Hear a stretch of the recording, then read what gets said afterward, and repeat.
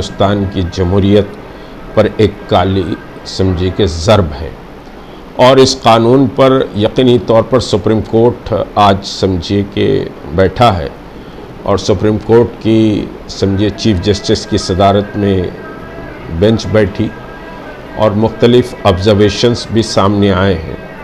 ہم توقع کرتے ہیں کہ سپریم کورٹ بہرحال دستور کی روشنی میں فیصلہ دے گا، اور جو حالات ہیں، سپریم کورٹ نے کہا تھا کہ بلڈوزر کلچر ختم ہو جانا چاہیے،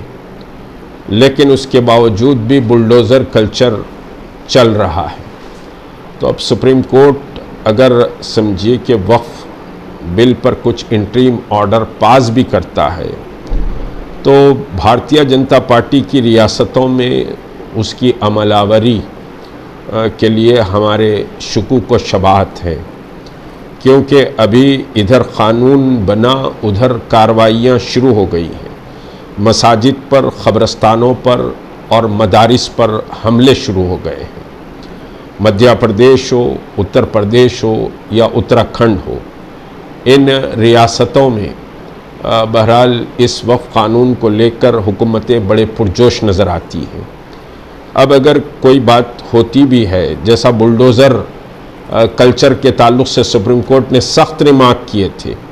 لیکن اس کے باوجود بھی مدھیہ پردیش اور اتر پردیش میں بلڈوزر کلچر جاری ہے۔ مسلمانوں کے بستیوں کو گرایا جا رہا ہے، گھروں کو گرایا جا رہا ہے، اور مساجد کو اللیگل کنسٹرکشن کے نام پر ڈیمالش کیا جا رہا ہے، بلکہ بعض قبرستانوں پر بھی نوٹسز لگا دی گئی ہے،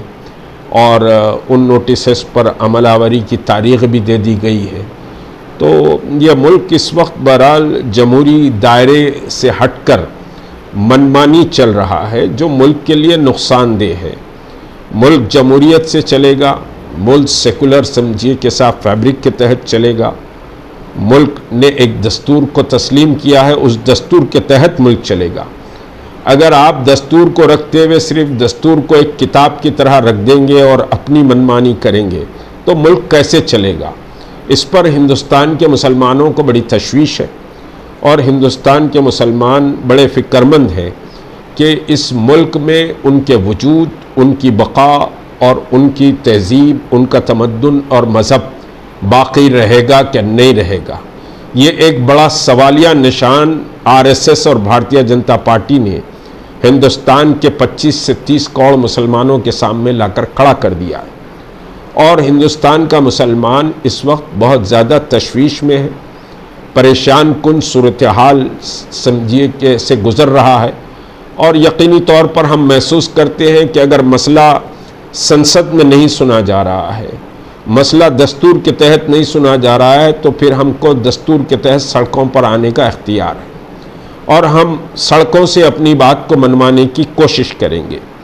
ہندوستان کے مسلمان سراپا احتجاج بنے ہوئے ہیں، اور یہ احتجاج اس سیاہ قانون کی واپسی تک جاری رہے گا۔ اس سیاہ قانون کو ہم بالکل سمجھیے کہ تسلیم نہیں کریں گے، کیونکہ یہ قانون ہماری مذہبی آزادی پر بہت بڑا حملہ ہے۔ تو ہم اس کی واپسی تک احتجاج کریں گے۔ چنانچہ 26 اپریل کو حیدرآباد میں تلنگانہ مارچ کا اعلان کیا گیا ہے، جس میں سمجھیے کہ لاکھوں عوام اس تلنگانہ مارچ میں اس سیاہ قانون کی واپسی کے لیے احتجاج کریں گی، اور یہ احتجاج اس وقت تک جاری رہے گا جب تک کہ یہ قانون واپس نہیں لیا جاتا۔ شکریہ۔